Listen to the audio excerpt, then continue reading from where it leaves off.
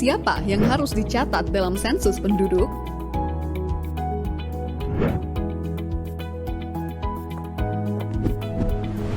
Seperti namanya, sensus penduduk mencatat seluruh penduduk di Indonesia, dari yang tua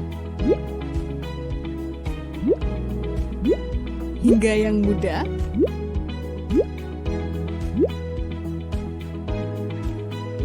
tanpa terlewat.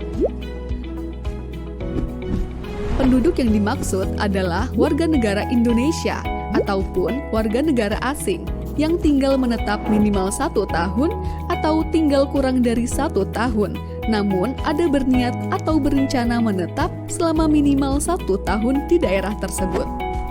Konsep penduduk ini mengacu pada Undang-Undang Nomor 23 Tahun 2006 dan Undang-Undang Nomor 24 Tahun 2013, serta Rekomendasi Perserikatan Bangsa-Bangsa. Dengan konsep penduduk berdasar tempat tinggal akan menghasilkan data yang lebih akurat sehingga memudahkan pemerintah dalam mengambil kebijakan dan melaksanakan program pembangunan.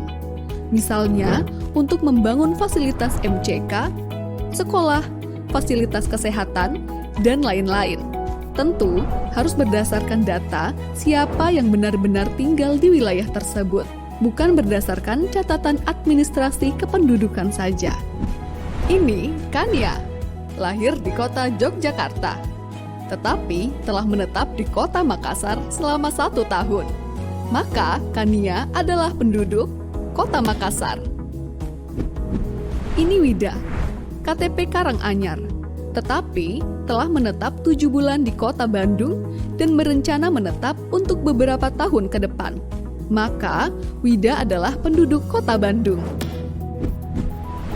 Jadi, penduduk di suatu daerah, mulai dari provinsi, kabupaten, kecamatan, hingga RT atau dusun dan sejenisnya adalah setiap orang yang telah menetap di daerah tersebut minimal 1 tahun atau kurang dari 1 tahun, namun berencana untuk menetap lebih dari 1 tahun.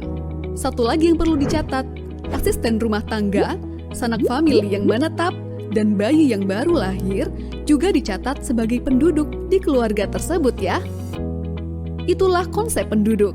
Konsep ini berguna untuk menentukan siapa sajakah yang termasuk dan yang tidak termasuk sebagai penduduk di suatu daerah dalam sensus penduduk 2020.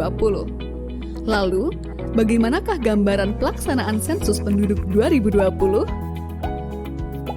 Sebagai gambaran, kegiatan lapangan sensus penduduk 2020 dimulai dengan koordinasi petugas sensus dengan ketua atau pengurus RT atau dusun dan yang sejenisnya atau yang kita sebut sebagai Satuan Lingkungan Setempat atau SLS. Selanjutnya, petugas sensus bersama-sama dengan pengurus SLS melakukan pemeriksaan daftar penduduk.